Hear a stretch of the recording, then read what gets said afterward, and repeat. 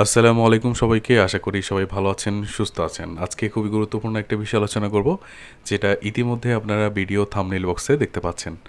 আজকে আমাদের আলোচনার বিষয় হচ্ছে আইএফআইসি ব্যাংকের যে নতুন আপডেট এসেছে, ইভেন হচ্ছে তারা যে এফডিআর বা ফিক্সড ডিপোজিট উপরে যে নতুন রেট ঘোষণা করেছে সেই বিষয়টি আজকে আপনাদেরকে জানাবো। ইভেন হচ্ছে আপনারা এখান থেকে জানতে পারবেন আইএফআইসি ব্যাংকে আপনি যদি 2 লক্ষ টাকা জমা রাখেন বা ফিক্সড ডিপোজিট করেন, সেক্ষেত্রে আপনি কত টাকা সেখান থেকে লাভ হিসেবে পাবেন, আপনার অ্যাকাউন্টে করতে কি কি লাগবে এবং হচ্ছে এর সুবিধা সম্পর্কে আজকের ভিডিওতে আপনি জানতে পারবেন। এছাড়া দেখতে পাচ্ছেন যে স্ক্রলিংয়ের মাধ্যমে যে আমার ভিডিওগুলো দেখা যাচ্ছে, এইরকম প্রতিনিয়ত ব্যাংকগুলোর আপডেট পেতে আমাদের চ্যানেলটিকে অবশ্যই সাবস্ক্রাইব করতে হবে। সাবস্ক্রাইব করলে আপনি নিত্য নতুন যে সকল ব্যাংকের আপডেট আছে সেগুলো অবশ্যই আপনি আমাদের এখান থেকে পেয়ে যাবেন। চলে যাচ্ছে আজকের মূল টপিকে। আমাদের টপিকটি হচ্ছে যে আইএফআইসি ব্যাংক নিয়ে। তো আইএফআইসি ব্যাংকের সম্পর্কে জানতে হলে প্রথমত তাদের ওয়েবসাইটে আসতে হবে, কারণ ওয়েবসাইটগুলোতে তাদের বিস্তারিত এবং হচ্ছে আপডেটগুলো তারা সাধারণত দিয়ে থাকে এবং হচ্ছে আপ টু ডেট করে থাকে। সেক্ষেত্রে আপনি দেখতে পাচ্ছেন যে আইএফআইসি ব্যাংক এখানে চলে আসছি। এখানে আসার পরে তাদের যে শিডিউল অফ রেটস দেখতে পাচ্ছেন, এখানে চার্জ আছে, এখানে অপশানে ক্লিক করব। এখানে অপশানে ক্লিক করার পর দেখতে পাচ্ছেন যে তাদের এখানে অনেকগুলো অপশান আছে। এখানে হচ্ছে investment relationship schedule of charge, আমাদেরকে চাইতে হবে রেট অফ ইন্টারেস্টে। আমরা রেট অফ ইন্টারেস্টে আসছি। রেট অফ ইন্টারেস্টে আসার পর দেখতে পাচ্ছেন ডিপোজিট রেট এখানে দেওয়া আছে। আমরা ডিটেলসে ক্লিক করব। ডিটেলসে ক্লিক করার পরে তাদের এখানে যে রেট সম্পর্কে দেওয়া আছে, যেমন হচ্ছে rate of interest on deposit, একটু বড় করে জুম করে দেখাচ্ছি।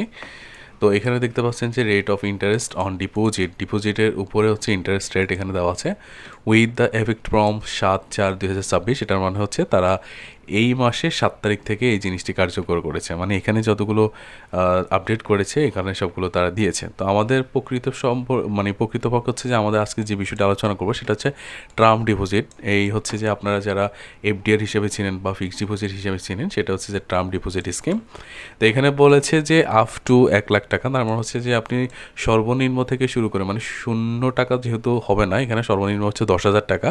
তো 10,000 টাকা থেকে 1 লাখ টাকা পর্যন্ত যারা এফডিআরটি করবে সাধারণত তাদের জন্য রেট হচ্ছে একরকম। যেমন দেখতে পাচ্ছেন 9%, 9%, 9% করে 3 বছর পর্যন্ত স্কিমটির মেয়াদ দেওয়া আছে।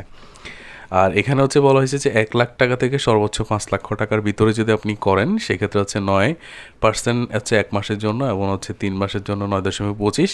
বাকি মাসগুলো তো আমরা দেখতে পাচ্ছি বা বছরগুলোতে দেখা পাচ্ছি এই যে একই সিস্টেমে বা একই পার্সেন্টেজ দেওয়া আছে। তো যাই হোক, আমাদের অ্যামাউন্ট যেহেতু 2 লাখ, আমরা পড়েছি হচ্ছে 1 লাখ টাকা থেকে 5 লক্ষ টাকার ভিতরে। এবার হচ্ছে যে আমরা এখান থেকে রেটগুলো যেহেতু কালেকশন করেছি, আমরা হচ্ছে যে আপনাদেরকে ক্যালকুলেশন করে দেখাবো, যে এই ক্যালকুলেশনের মাধ্যমে আপনি বুঝতে পারবেন যে আপনি এই পার্সেন্টেজ অনুযায়ী আপনি কত টাকা পাচ্ছেন। আমরা আগে থেকে আপনাদের সুবিধার জন্য বের করে রেখেছি।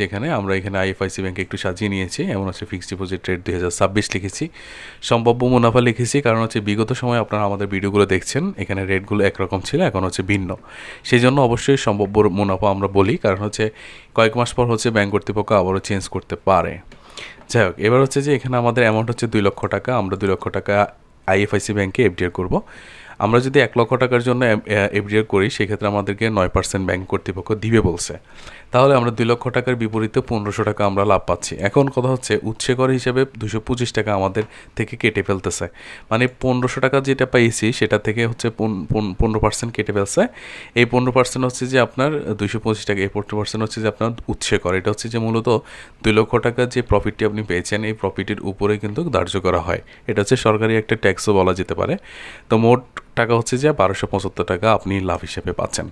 3 মাসের জন্য আপনি ঠিক একইভাবে যদি বলি, সেটা হচ্ছে 3,931 টাকা পাচ্ছেন। 6 মাসের জন্য আপনি পাচ্ছেন 7,862 টাকা এবং হচ্ছে 1 বছরের জন্য হচ্ছে 15,725 টাকা। এবার হচ্ছে যে এখানে কিছু গুরুত্বপূর্ণ বিষয় বলি। তার আগে এখানে একটু নোটটা পড়েছি, সেটা হচ্ছে যে মুনাফার রেট পরিবর্তন হলে আপনার লাভের পরিমাণ পরিবর্তন হবে। এখন ব্যাংকগুলোর রেট সবসময় এক থাকে না যেহেতু, সেক্ষেত্রে তাই নতুন আপডেটের বিষয়ে বিস্তারিত আপনাকে জেনে নিতে হবে। সেটা ব্যাংকের শাখায় গিয়ে হোক বা হচ্ছে ব্যাংকের ওয়েবসাইটের মাধ্যমে হোক, সেটা অবশ্যই আপনাকে জেনে নিতে হবে। তো এখানে যে বিষয়টি বলবো সেটা হচ্ছে যে আপনারা অনেকে হচ্ছে 2 লক্ষ টাকা ব্যাংকে জমা রাখতে পারেন, অনেকে লোনের বিষয়ে জানতে চাবেন। তো আইএফআইসি ব্যাংক কর্তৃপক্ষ বলেছে যে আপনি যদি 2 লক্ষ টাকা তাদের এখানে রাখেন, এই জমা টাকার উপরে আপনি 90% পর্যন্ত লোন নিতে পারবেন। মানে 2 লক্ষ টাকা জমা টাকার উপরে আপনি 90% কিন্তু তাদের এখান থেকে লোন নিতে পারবেন। এবার হচ্ছে আপনি অনেকে হচ্ছে যে দেখা যাচ্ছে কি 1 বছরের জন্য এফডিটি করে, 1 বছরের আগে হচ্ছে ভেঙে ফেলতে চায় বা জানতে চায় ভেঙে ফেলা যাবে কিনা। সেক্ষেত্রে বলবো যে হ্যাঁ, আপনি যদি 1 বছরের জন্য করেন, এর পূর্বে আপনি অবশ্যই ভাঙতে পারবেন, তবে আপনি চুক্তি অনুযায়ী আপনি কোনো প্রকার লাভ পাবেন না। এরপর হচ্ছে যে অনেকে 3 মাসের জন্য করছেন, করে হচ্ছে প্রবাসে চলে গেছেন বা দেশের বাইরে চলে গেছেন। তারা অনেক সময় জানতে চান যে আপনারা 3 মাস পরে যেহেতু এটার মেয়াদ শেষ হয়ে যাবে, তো সেই ক্ষেত্রে হচ্ছে আপনি কী করবেন? তো এটা আসলে বলতে গেলে হচ্ছে যে প্রত্যেকটি ব্যাংকে একই সিস্টেম, যে 3 মাস পরবর্তী সময়ে আপনার কিন্তু এটা অটোমেটিকলি চলবে। এখানে হচ্ছে কোনো প্রকার আপনাকে নতুন করে আবার করতে হবে না, এটা 3 মাস অন্তর অন্তর চলতে থাকবে। এমন হচ্ছে প্রত্যেক 3 মাস পর পর এরকম লাভ আপনার সেভিংস অ্যাকাউন্টে যদি আপনি কানেকশন করে যান, সেক্ষেত্রে সেভিংস অ্যাকাউন্টে চলে যাবে। আর যদি মনে করেন যে না এই অ্যাকাউন্টে জমা হতে থাকবে, সেক্ষেত্রে এই অ্যাকাউন্টে জমা হতে থাকবে। এই ছিল এখানকার বিষয়। এবার হচ্ছে অ্যাকাউন্টটি খুলতে হচ্ছে আপনাকে অবশ্যই কী কাগজপত্র নিতে হবে। অ্যাকাউন্টটি খোলার জন্য আপনার কাগজপত্র হচ্ছে, গ্রাহক যার নামে অ্যাকাউন্ট করতে চান সেই ক্ষেত্রে হচ্ছে যার যে ডকুমেন্টসটি আছে, যেমন এখানে voter ID card, passport, driving licence অথবা জন্ম নিবন্ধন, 4টি ডকুমেন্টসের যে কোনো একটি আপনি নিতে পারেন। তারপর হচ্ছে গ্রাহকের পাসপোর্ট সাইজের 2 কপি ছবি আপনাকে নিতে হবে, মানে যিনি অ্যাকাউন্টটি করবে। তারপর হচ্ছে নমিনির ভোটার আইডি কার্ড, 4টি ডকুমেন্টসের মধ্যে যেটা আপনার কাছে আছে সেটা নিয়ে যাবেন, ফটোকপি। আর নমিনি পাসপোর্ট সাইজের 1 কপি ছবি অবশ্যই নিয়ে যেতে হবে। তো এটা হচ্ছে যে অ্যাকাউন্ট খোলার কাগজপত্র, এগুলো আশা করি বুঝতে পেরেছেন। তো এই ছিল ভিডিও, আশা করি বুঝতে পেরেছেন সব কিছু। যদি এর বাইরেও আপনাদের কোনো প্রশ্ন থাকে সেক্ষেত্রে অবশ্যই ভিডিও কমেন্ট বক্সে কমেন্ট করবেন, এবং হচ্ছে ভিডিওটি কেমন লেগেছে সেটাও কমেন্ট করে জানাবেন।